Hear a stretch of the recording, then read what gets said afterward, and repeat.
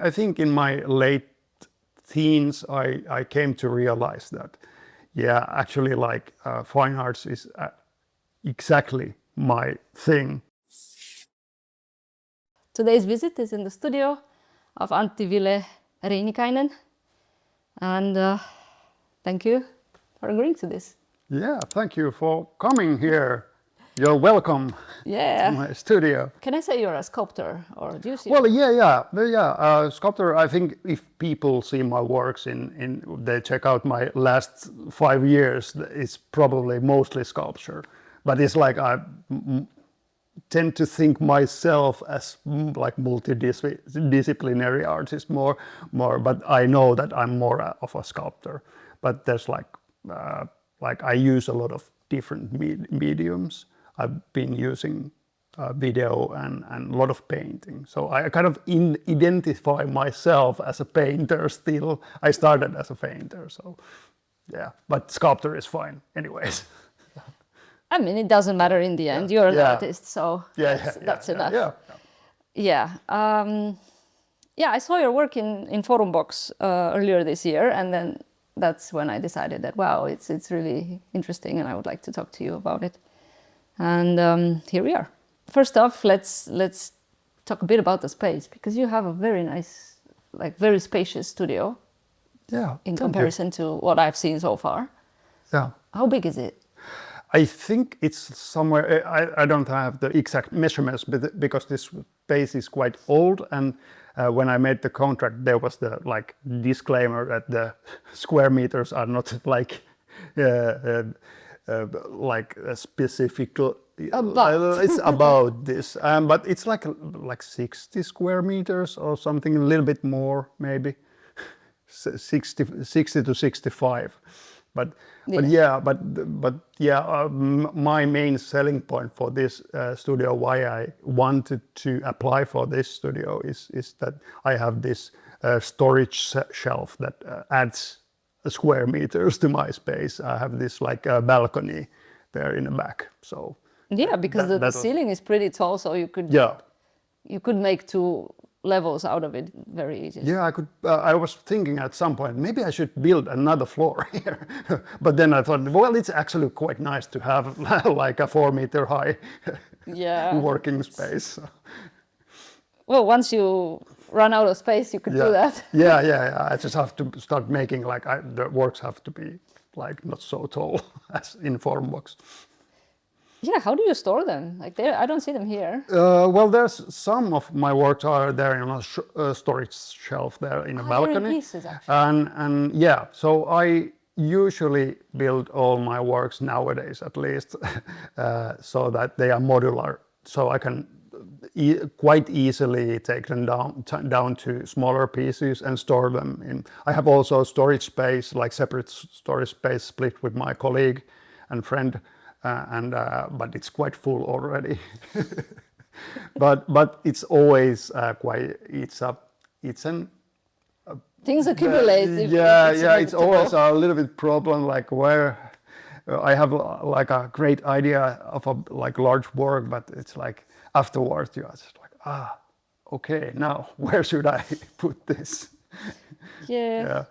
But yeah, they are modular mostly, so it's I always have to think about like the storing afterwards. So. Yeah. How long have you been here? About 3 years. What's your favorite element of it? Like, what do you like about the space? Well, I really like the height of the room. That it's nowadays, because I have spent so much time in my early career in quite short, like the ceiling has been quite low in some spaces, and even in some like cellar spaces. Yeah. So this is like it's like big mental element, this kind of that you have this space around you, like on top of you. Yeah, you can definitely breathe more easily somehow. Yeah, and also move things around. Like if you have like I use a lot of wood, and I have like wooden boards and stuff, and they tend to be quite long sometimes, so you can move them around quite easily. So this space, like 3-dimensional space, that it's also in a like to the ceiling is very nice. And also what I mentioned already before, that I have this storage balcony there, that it's actually because I have accumulated quite a bit of materials, and it's just necessary to have quite a lot of materials the way I work. Then I just need quite a lot of storage space in my studio. Yeah. Have you shared the space before? Because you are alone. You don't have another person. I have. I don't remember anymore how many years I was there, but I split a room with I think there were three or four of us in that space in Pitäjänmäki industrial area. We had a quite large room, but I realized like over a couple of years I was there that I need my own space. This like I get too distracted and irritated, even though I work a lot of like I make a lot of noise when I'm like using power tools and such. I sort of, there's this kind of a mental thing that you need your own space, and even if you get along very well. And here in this area where we are, it's like an artist studios, like the whole building. So you still have connection with others. And that's really nice that we have this like inner courtyard here, and I have my own entrance here to my studio, which is quite nice. Actually, that was one big selling point for this studio as well. And I have my own toilet as well. So that's also nice. Fully independent. Fully independent. It's completely separated. But still, there's this like kind of, you see a lot of artists coming here to their studios, and it's very nice, this kind of, sometimes you don't see the other artists that much, and you have your own private space, but sometimes you can like say hi and talk with other artists, and it's not like communal in that sense, but it's still there's a possibility of interaction with other artists. And I've had a lot of like back in my career, I've had like studios where I've been the only artist in the building. So and that's, I've had that as well. It can be very lonely in that kind of a setup. And now if you have your own entrance, it's like really easy if you need to transport your work somewhere. You don't have to drag it along corridors and elevators and such. It is. It was also one of the selling points for this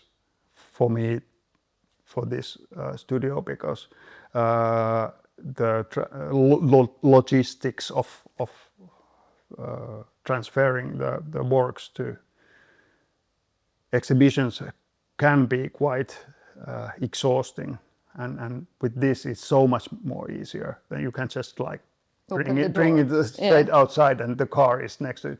Only problem is that the courtyard, you can drive really big cars. It's quite limited, the driveway here, but still it's so much easier than could be worse. Many other places. So. Yeah. Well, let's get back a bit in time. To your roots. How did you start? And and before you started being an artist, like how did you go to school for like especially dedicated to arts before university level?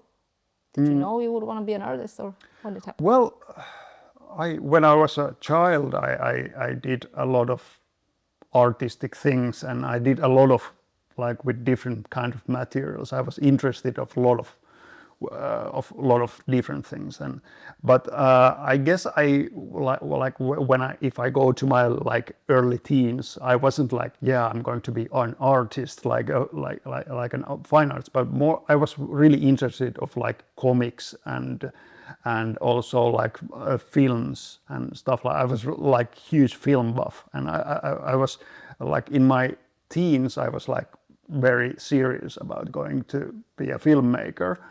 But then I actually applied for film, now what is Aalto University Taikki, the film school there, but only one time. And just like after that, I applied one time, and after that I realized, yeah, I'm actually not that much of a group work person. Like I'm more like independent and this kind of a control freak, kind of like I want to have like my own thoughts. And I kind of realized that in the movie business you really have to be like a people's person. Absolutely. But I had these like big other aspirations as well, and I wasn't so sure. But then I think in my late teens I came to realize that actually like fine arts is exactly my thing, because like I should definitely apply for art school, and I applied for Lahti Institute of Fine Arts in Lahti, which is not anymore there. but I don't actually know why I didn't apply for Academy of Fine Arts, because I was living in Helsinki or Espoo back then, so it would have been closer. But I just heard that Lahti is it was such a great school there, and even I've heard that. Yeah, and the school is no longer there. Yeah, people still talk about how good it was. Yeah, it was such a great. It had a very great reputation. So I applied there and got in, and here I am. But then after Lahti you studied some more, didn't you? Yeah. Right after Lahti I studied for my master's degree in fine arts in Taikki now, which is like Aalto University. They had this program called Masters of Fine Arts. Yeah, I know. I had a friend who was studying in that, and I think she was in the last batch before they closed the program. Yeah. Don't know why they did that. I mean. Yeah, I don't know. They changed. There's been so many changes over the years. So, it was called Pallas before I got in, and they changed it. Pallas? Yeah. What's Pallas?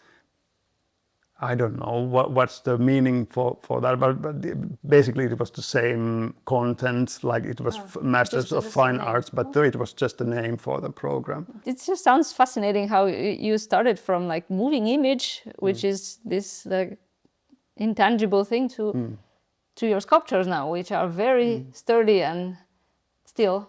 Yeah. Well, actually, like I've had to like think about like what is the relation between films and my works today, and I realized at some point when I was like kind of letting go of the film, the aspirations to be a filmmaker, that I realized that actually what I'm more interested of is these like more like still images and set designs of films, and these were for me like more like interesting. Like I don't know why I still didn't want to. I wasn't interested of becoming a set designer or anything, but I was very fascinated by set design and also like special effects and stuff like this, like these specific kind of images and stuff. So. And I think that carried on in my own works, that I made quite a bit works that have a kind of connection to set design, and they are like a little bit like set design. Maybe not like lately, but at some point I had like quite a lot of like these cutout rooms and these kind of things. Yeah, I mean, even now you make your works by hand, by yourself. Yeah. Right? So it's now I can see some connection there with the set design. And maybe this kind of like cinematic feeling or something like atmosphere from certain films and movies that has always like fascinated me. I try to achieve maybe something like that in my works as well. So. that kind of faint connections. Yeah, I mean, things never just happen, I guess. Yeah. There is some faint connection to something else always. Yeah. So what do you do now?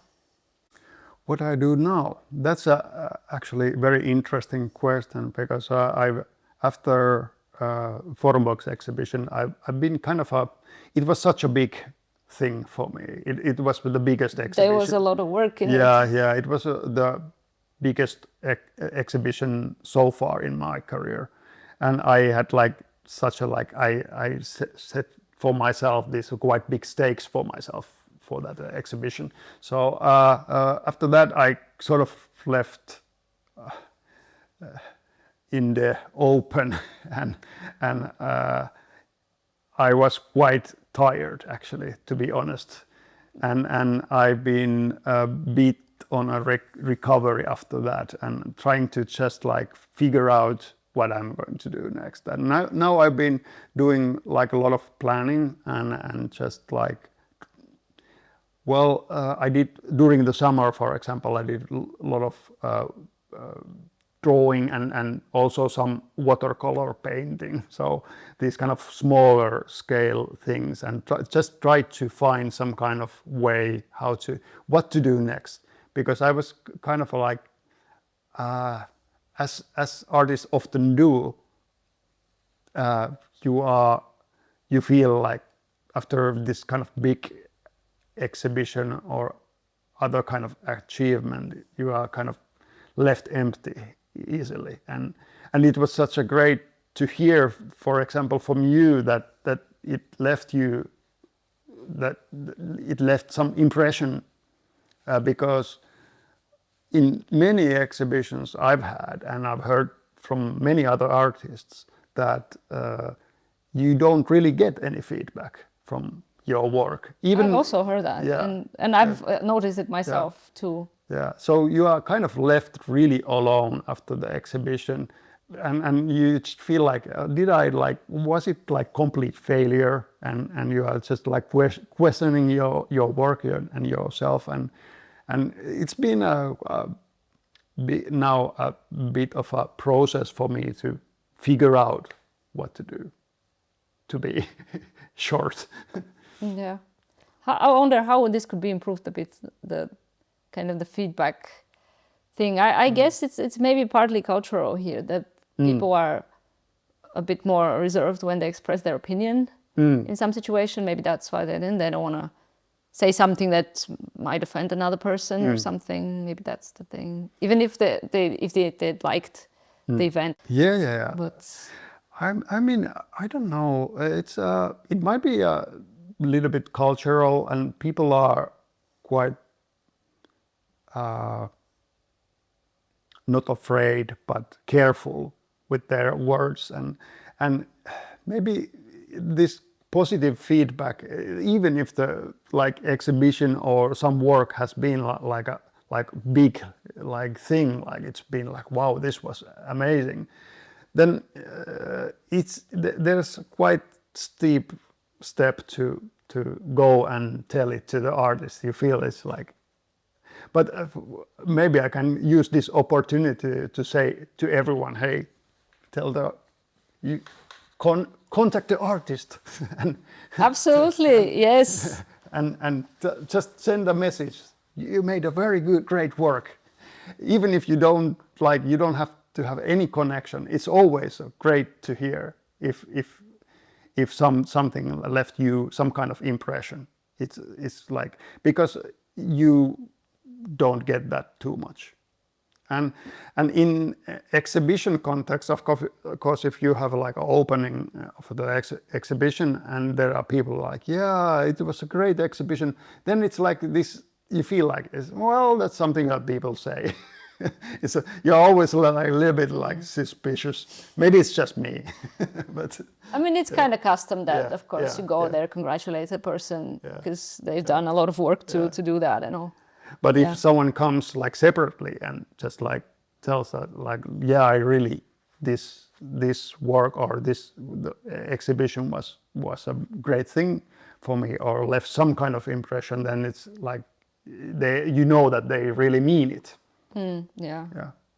I mean, I personally would even appreciate some more harsh feedback if there is such. If somebody sees my work and says, "Hey, you know, this thing there, I don't think it's how it could be better somehow."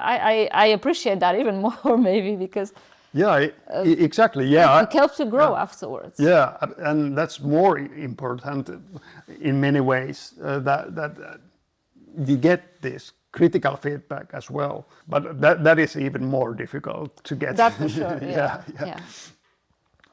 Okay. Well, some feedback it's always appreciated. Yeah. I mean, even for the podcast, you know, if you like something, let me know. Yeah. If you don't like it, let me know. I would like to improve and make it better. Yeah. Definitely.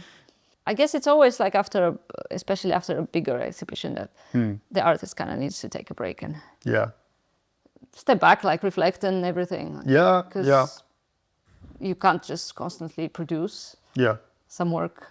Yeah.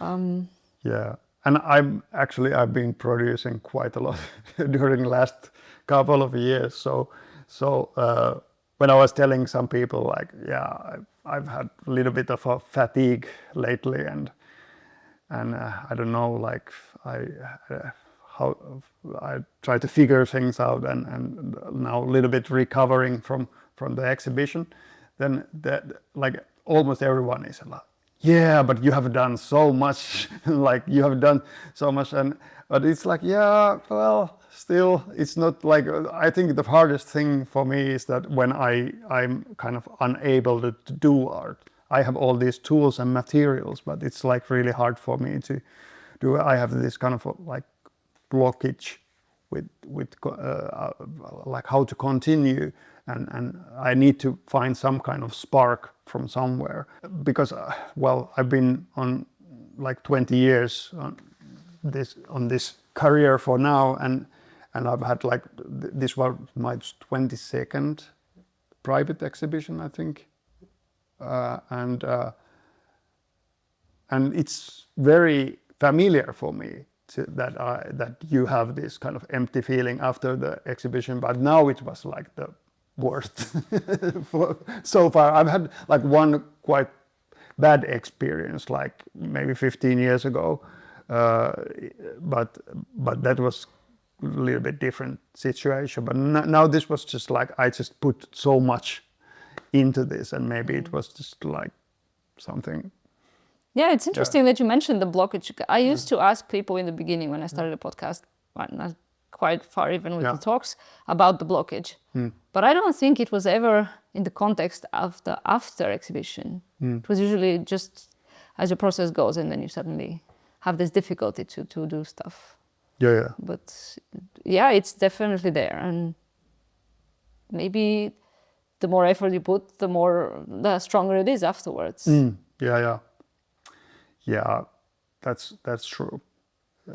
Now I've been trying to take it easy and just like do what I feel. What has helped you in the past when it was not so much, but still? Well, usually it lasted. It was such a like similar thing every time. Like it was like after the exhibition you got like maybe a couple of months, and then like right after the exhibition is usually the same. You feel like, hey, let's just start doing again. Like I have lots of like ideas that I want to continue, but then you have this like fatigue that you realize that actually like, I have to like, I don't have energy to do anything, and you have like couple of months maybe or something like that, and then after that you start feeling like continuing. But now it has lasted for a little bit longer, like half a year. Is it a bit of a burnout, actually, that kind of a feeling? Well, yeah, it might be. Still. Usually before the exhibition, it's a really stressful period of a lot of work going on. And yeah, I guess it is in a way.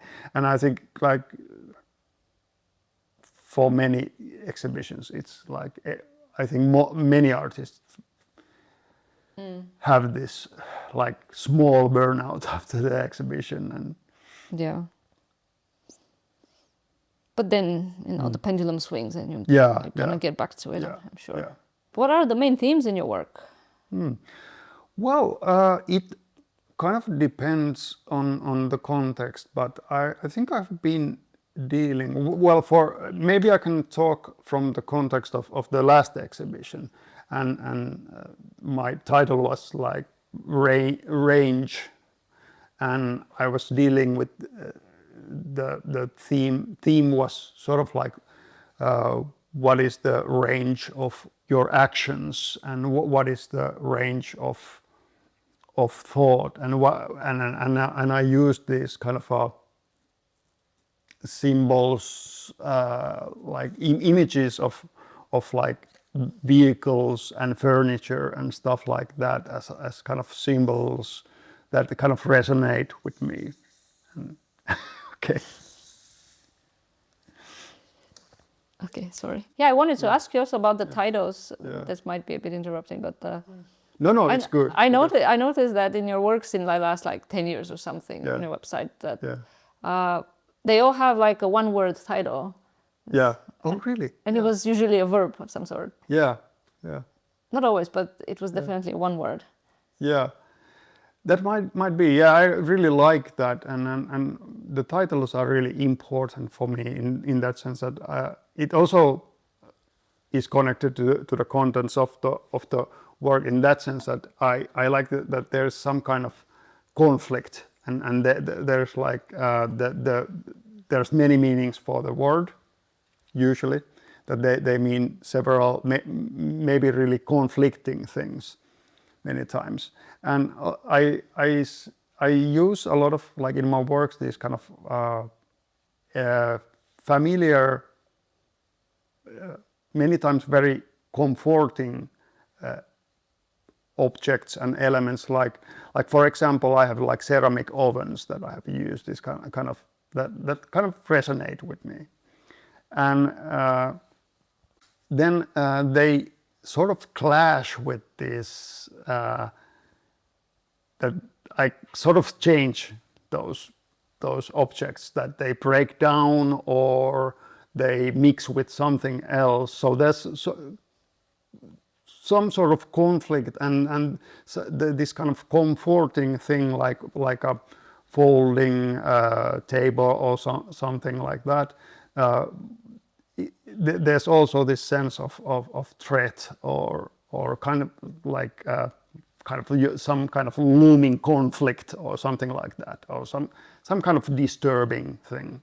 So I kind of play with those kind of things, but I think with if I go back to the range thing, I was thinking about a lot of this idea of balance of things, and I usually like have these objects that are seemingly heavy and kind of like trying to balance somewhere, or just like I had this helicopter work that was like balancing there, and with range it refers that was called porch, was it? Yeah.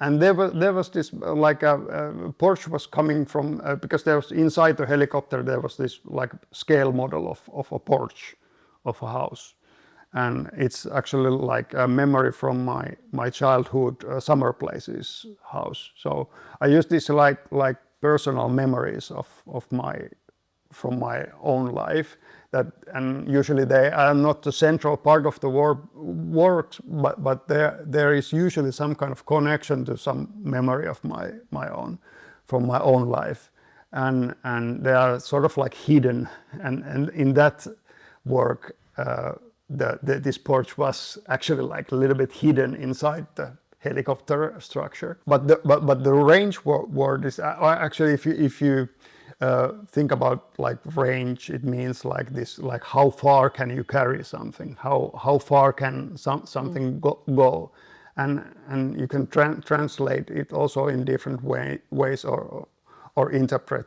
the word in different ways. But I was thinking about this like range in how far I can myself do art, for example, or how far my memories can carry, and how far can humankind carry on living like this. And so there's like mix of these like personal memories with also these like current news and is sort of like mix up of all these kind of things. But I think the central thing is that I have these resonating images that I'm very fascinated about. Like I had these like vehicles, like cars and furniture, like rocking chair, and so I mixed a rocking chair with a car, and also the ceramic oven, which has been like that's been a bit recurring. Recurring, element, recurring. It's like this big old-timey ceramic fireplace that heats the room. Yeah, and that's also from Maybe my... you can cook in it, I'm not sure. Well, not on those sculptures you can't, because... For sure. But that's a very common question for, like, are these real? And it was like I been building them so that they really resemble a real ceramic oven. But that comes from my childhood as well, like, and it was some very like this kind of strong element from my childhood summer places, like this big living room where there was. They're this, pretty common, I think, here in the Nordics. And they are very like common in Scandinavia and Finland, especially, and well, I think in northern countries. Where you need to heat the room. Where you need to heat the room. Yeah. So that's something that people can really like. It's familiar for. So you take familiar elements and turn them into something else. Because I remember in Forumbox that fireplace, it was actually like an apartment building. Maybe if you turn around, like walk around it, there were like rooms behind.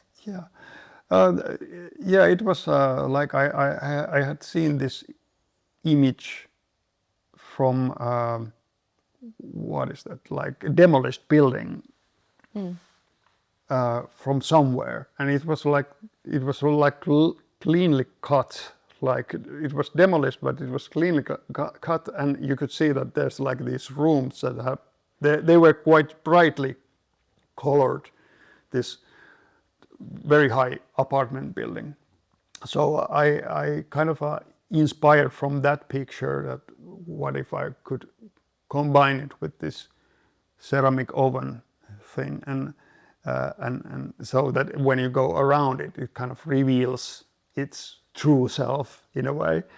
And of course there was this like images from current like crisis around the world, like in Palestine, the genocide, all the bombings, and these like horrible images that affected me, and I wanted to kind of use that as well, and make this kind of really sort of like this, that the fire, when you see it first, it's very calming, but when you go around, it starts to be like really alarming. I work very well, not completely intuitively, but half intuitively. I have these like image archives, and I got these like I do a lot of sketches and drawing, and I sort of like manage these like ideas a lot. I play with ideas and combine the ideas, but I'm always like keeping. I don't want to like explain it to myself too much. And then usually it's like with Forumbox exhibition, it's like after the exhibition I started to little bit like piece together, like, well, maybe this is about this thing, and I see this connection here, but I sort of I do it based on the feeling, more likely like this feels good, and of course with some works there's more like clear thing connection, and also this kind of thing about like organizing and measuring and collecting things. It's like a recurring theme for me as well, and that's why I have these like almost like lockers, like in the ceramic oven there were these like rooms, but they also resemble these lockers, and I have used this in many of my work, that they kind of cut out and reveal this kind of locker, empty space inside that is like empty for some empty collection shelf or something like that. So and this is like some kind of theme that of trying to archive or trying to organize things in and put them in order in this kind of a chaos and but all this is very much I like to keep it very like that. I don't think it too much. It's like, yeah, this is good, and I'm more like I get the ideas like they are the best ideas are usually like this, that I get them like suddenly, just like, yeah, I see some very interesting furniture, for example, or some house structure, some balcony or something like that, and I'm just like, oh, maybe, yeah, that's interesting.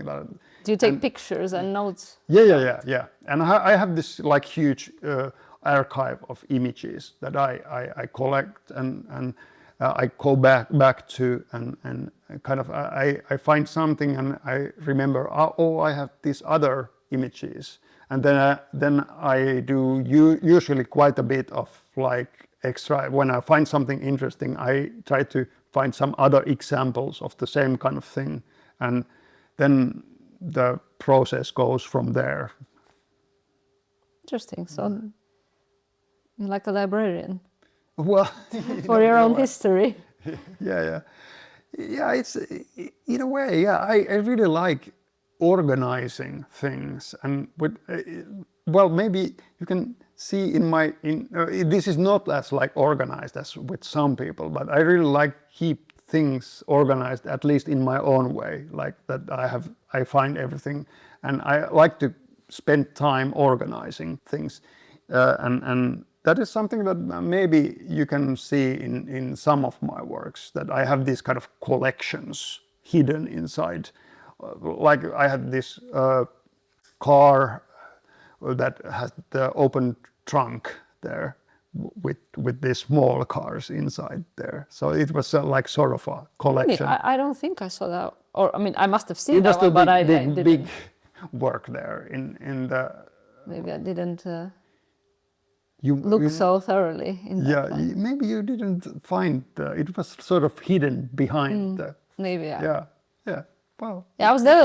I was there at the opening, I think, and it was like there were so many people. Yeah.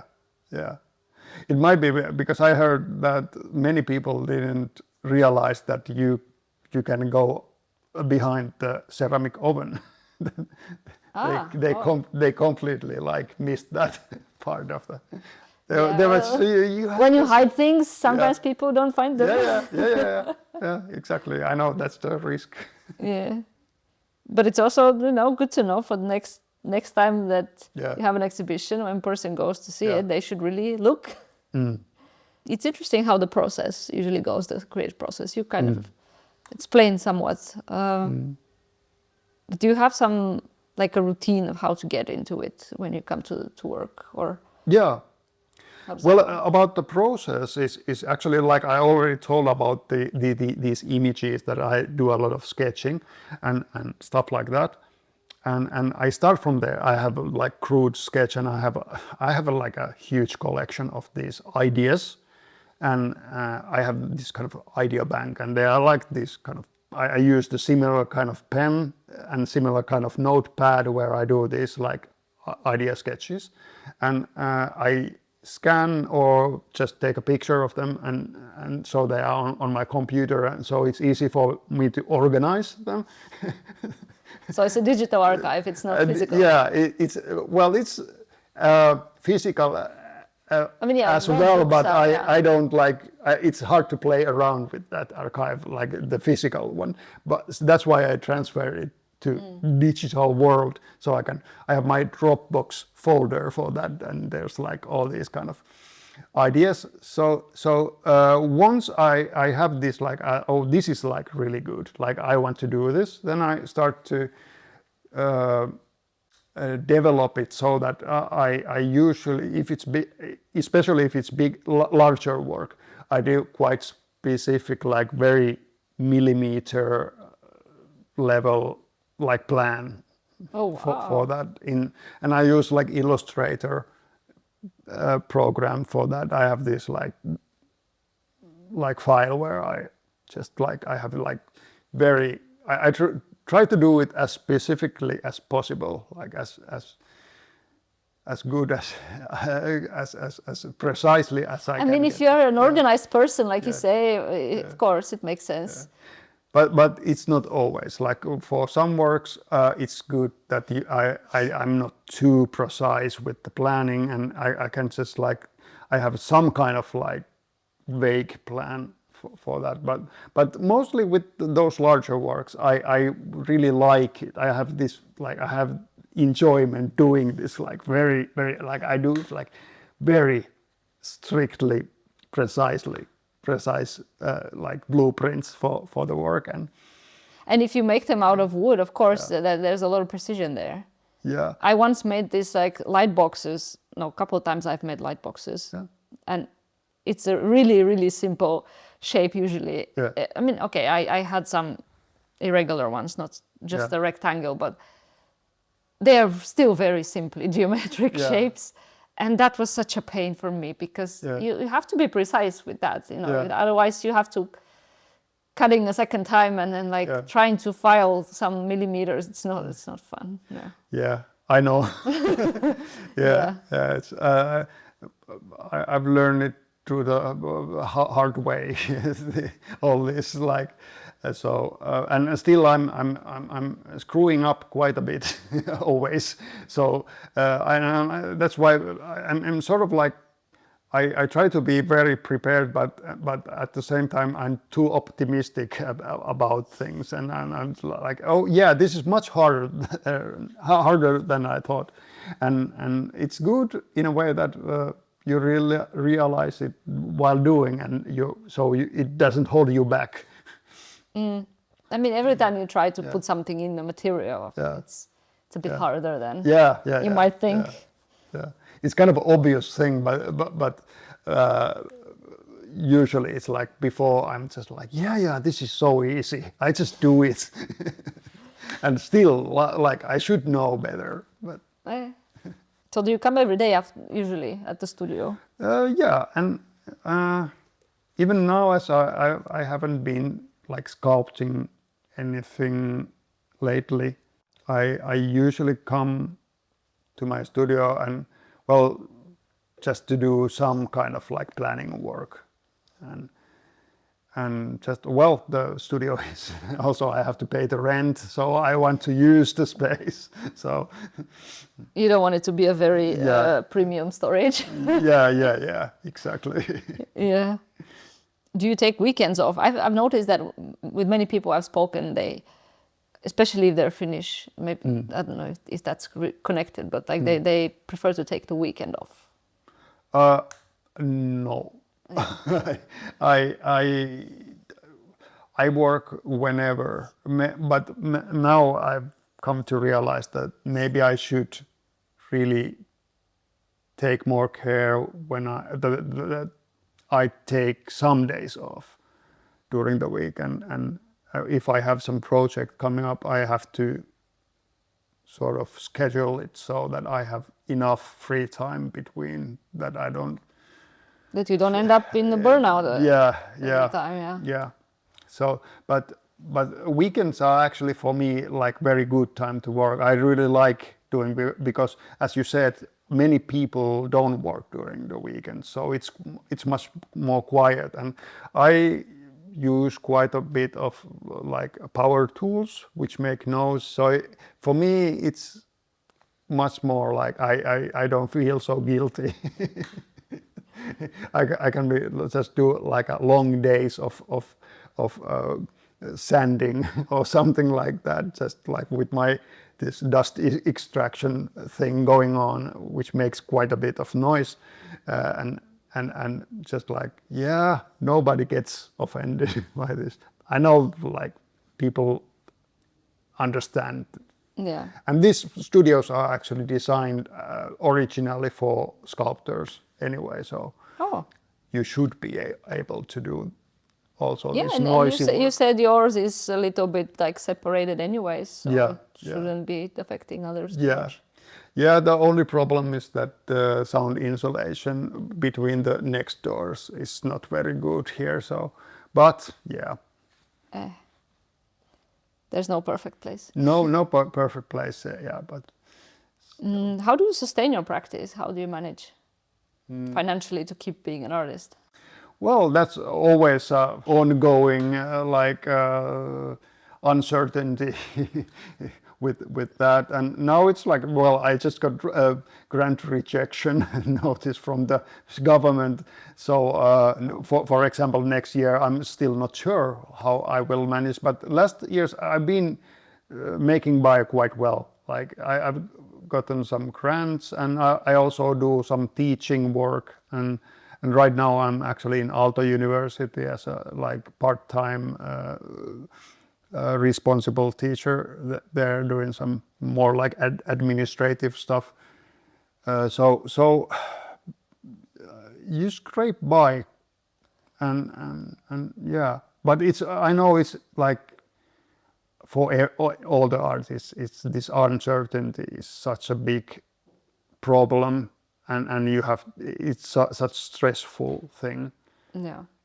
You must know. I know very well, for sure. Yeah. And I mean, there has been the grant system here that I haven't been benefiting that much from, but I have gotten like a couple of times maybe some support from that. But the rest of the time you have to find ways, for sure, and do other jobs and Have you had other jobs that are unrelated or maybe vaguely related? Well, I've been, as I said, I've been teaching in Aalto University, these like arts courses for BA students, and for maybe 5 years now, or 5 or 6 years. I started 2018, so it's almost 7 years actually. So, and I've been doing there like different kinds of jobs, like hourly teacher, and also I've been a couple of years as a responsible university teacher there. So that's been because it's connected to my profession, because I teach art. So in that sense, it's been really good work. But I have been working also in library and stuff like that. In my early days after graduating, I worked in a library quite long time, I think. And it was like these very, very short part-time jobs. And that was like really hard, because first, I think it's very common that first 6 years or something, you don't get any grants, and then you start to get a little bit. So are they just checking like, okay, this person graduated this year, and then let's see if they're serious about it? Yeah, I don't know. Sometimes I've thought that maybe they just say, not yet, not for you. Wait another year, then you can get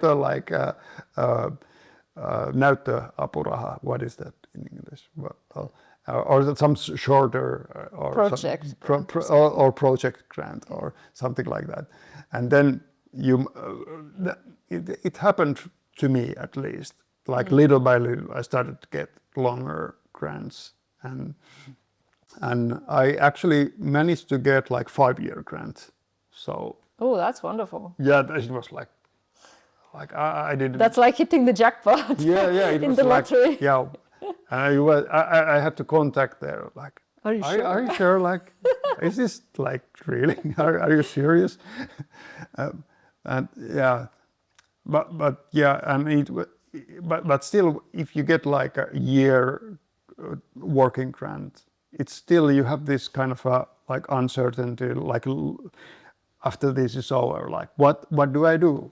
So it's you always have to struggle with that, and just I've just have to accept that as a part of the profession. But lately I've been, of course, it's like as you get older, you start to be like, I don't know if it wears you down a bit. Wears you down a bit, yeah. So you start to feel like maybe I need to have some kind of more steady income, but I think my teaching work as a hourly teacher and these jobs have been helping quite a bit. Yeah, we mentioned in the beginning a bit about the having a community or not around you. Is that something that's important to you? Well, sometimes I feel that I really miss that, to having some more of a community, but I'm quite a recluse myself, maybe, and like to spend time by myself. So, but of course, it's always that especially now after the big exhibition, as you kind of feel alone and feel that it would be so much easier if you would have this kind of community. And I've been more in sort of a community by like I used to be in more connection with for example in Huuto Gallery, and I was there in actually chairperson of the board. Oh yeah, I think I saw that information. I was there for some years, and also in the board I was quite many years there, and attending all these kind of also helping with there was a big thing with they had to move several times and renovate the building, so I was helping doing that, and there was a lot of work, but there was this kind of a sense of community there, for example, and I think I have lost that a bit because I haven't been in contact. I've been more doing things by myself, and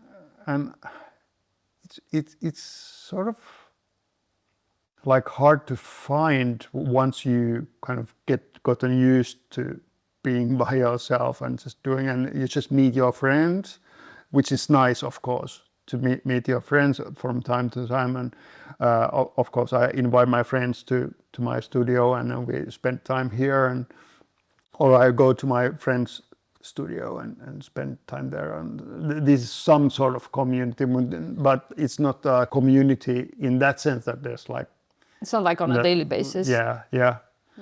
And I think that it's quite difficult to combine this kind of at least how I create art and this communal kind of actions, like but it would be nice to have the very long answer to simple question.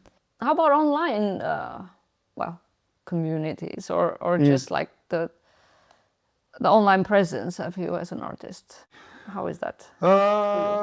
Yeah, I've been quite active like some years ago, or like when I have like exhibitions, then I'm usually more active, of course, promoting my exhibition and stuff. But actually, like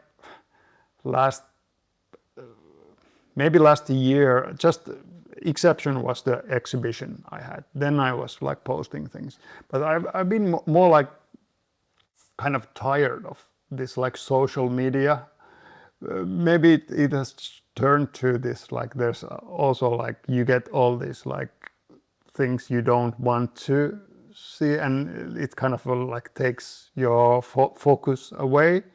No. And I've gotten a bit tired and even like thinking of like getting rid of all my social media accounts and stuff. But still, I know that it's such an important thing, important tool to promote my projects and also see, of course, other people's projects and exhibitions.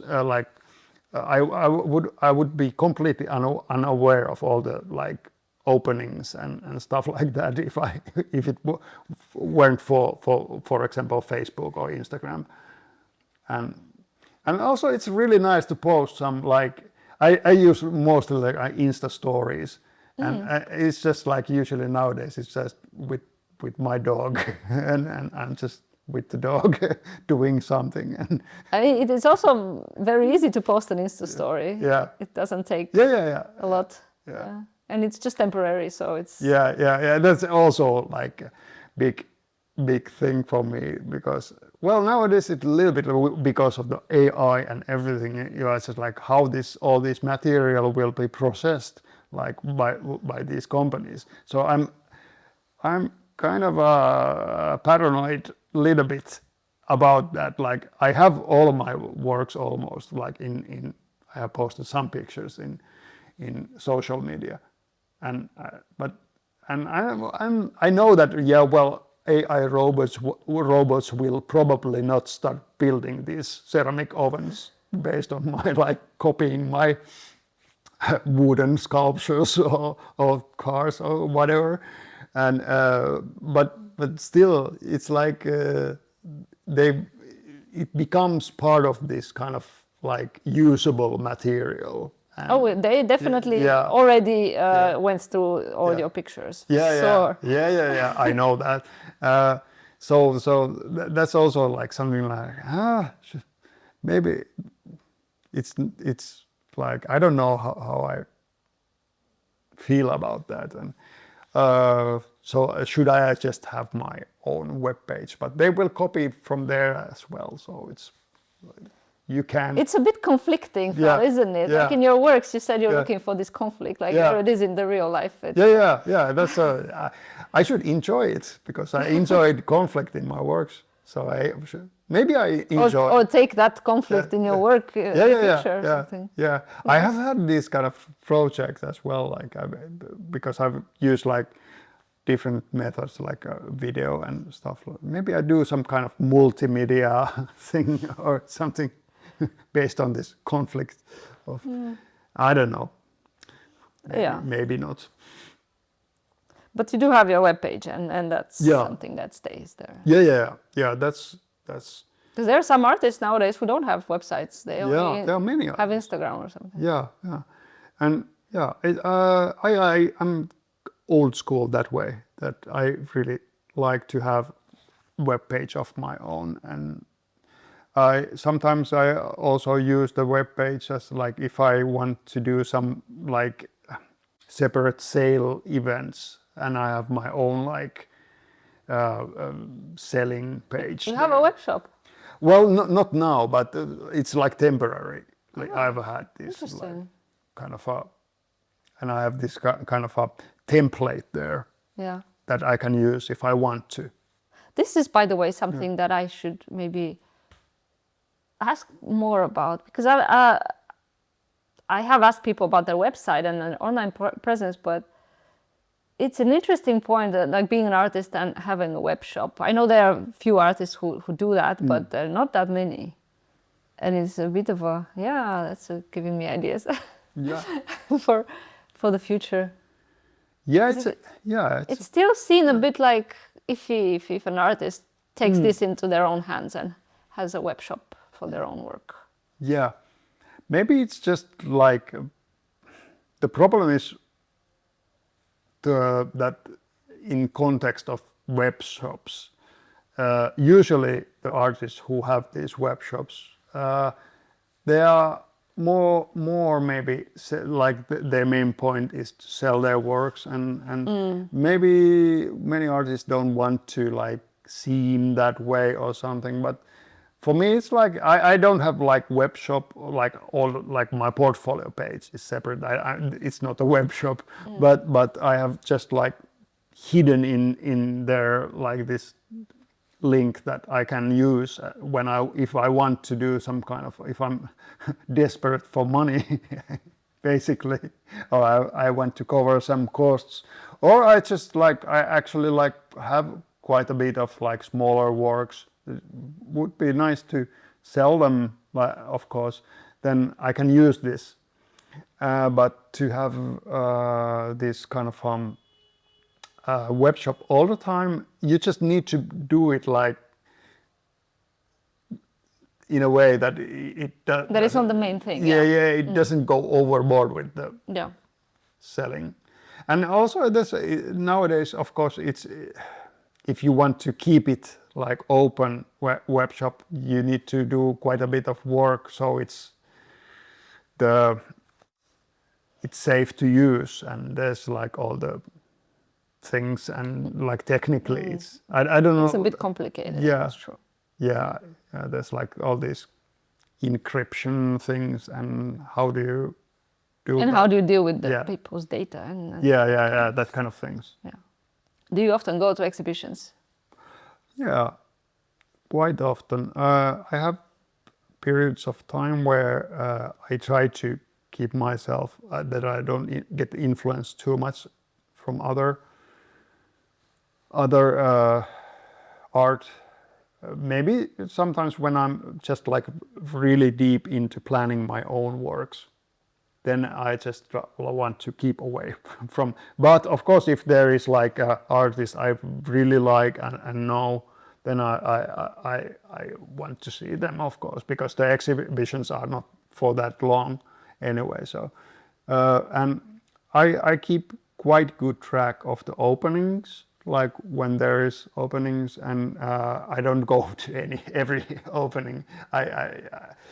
I mean, it physically is not possible because they last for 2 hours. In the same time, all of them. Well, you can be really fast.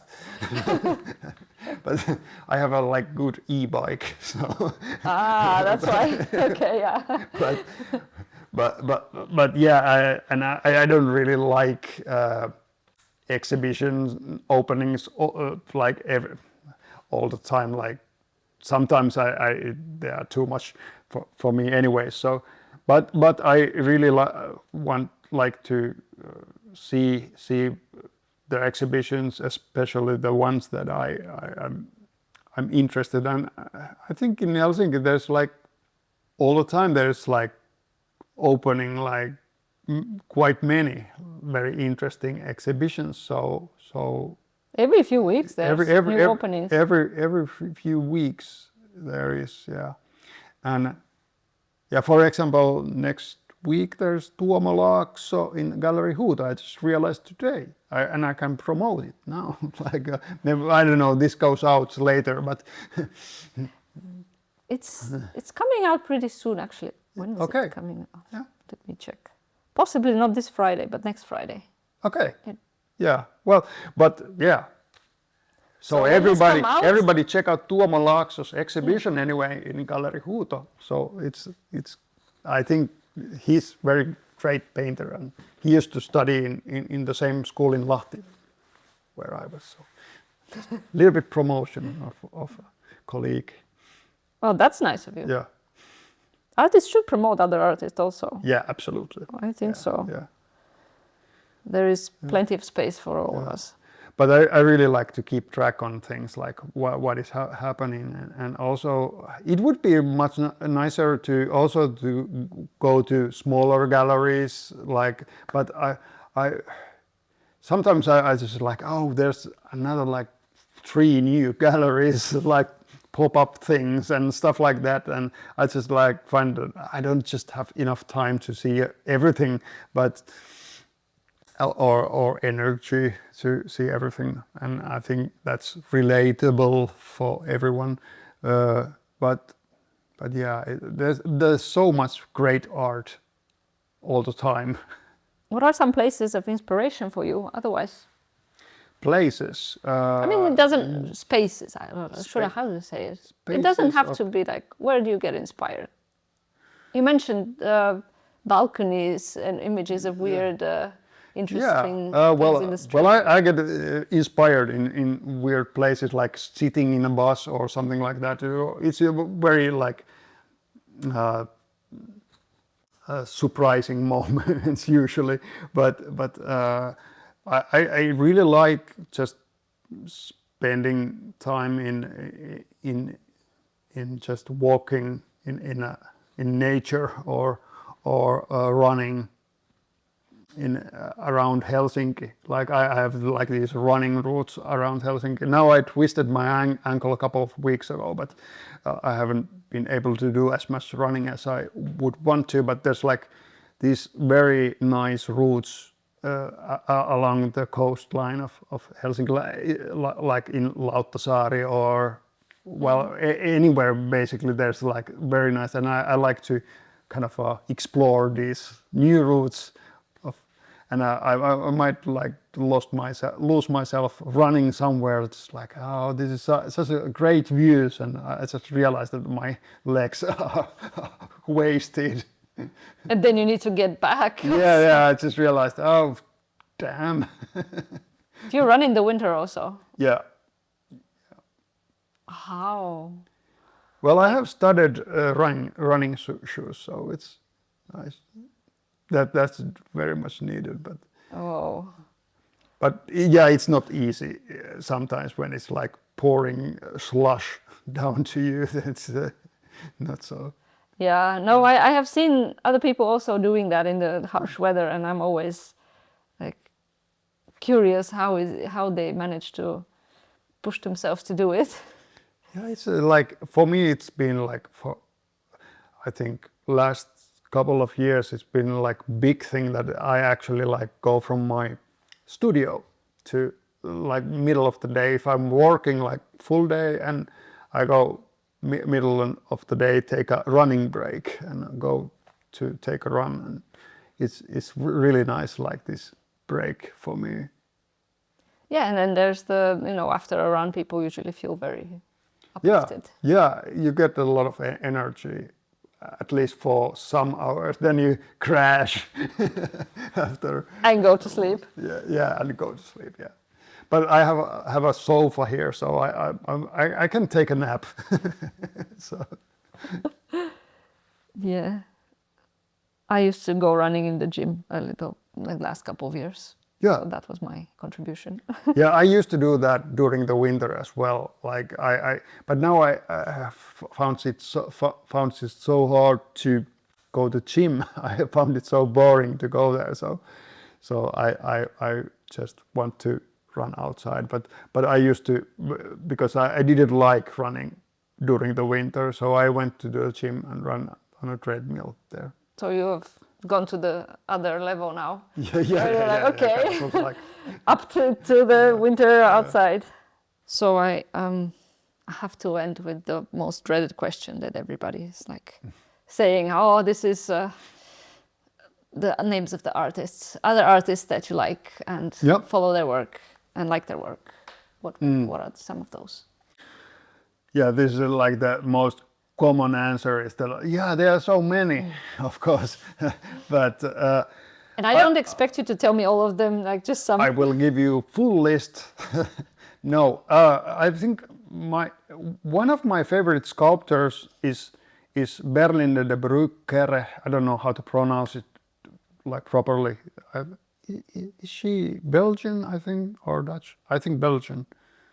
And she had, like in Sarah Hilden Art Museum, like some years ago, great exhibition, and I think she's just fantastic artist, and she makes works that I could never do, like many artists, of course, but she's really like great, and then really different Mika Rottenberg, who and she had works in Kiasma, I think, and she does mostly, I think, video works. She has also some installations and sculptures. But I think she's really different than me. She's such a like I have such a like maybe quite gloomy and dark works, but she has like this very joyful and kind of playful attitude in her pieces. But I really enjoy that this kind of use of set design, and she also uses this like cutouts. And I in my sculptures there's a lot of cutouts, like they split and there's like reveal, and she uses this. I think she's just fantastic artist. So I give you these two, not too long. Maybe some Finnish names. By all means. I will name. Well, I already said Tuomo Laakso because he has an exhibition. Probably, at least it's open when this is released, but check it out. And Heini Aho was amazing, had an amazing exhibition in Anhava. And there are so many. But I will name one artist who was my supervisor when I did my MA, Jaakko Niemelä. I think he's not dead. He's still alive and kicking. I think his works have influenced me quite a bit. I think like very, very fantastic artist. And one more name because I completely forgot and he is already dead, unfortunately, but he was quite old when he died. But Christian Boltanski, and he is probably the reason why I ended up being an artist in a way, at least one of these like artistic influences that I found like contemporary art can be like really interesting. And when I went to see his exhibition back in '98 with my mother. I was 18 years old, and I was just like, "Whoa, this is something else." That's just a very adorable way to end the podcast today. Yeah. And thank you so much, and thank you. Thank good you luck for visiting. with everything. You too.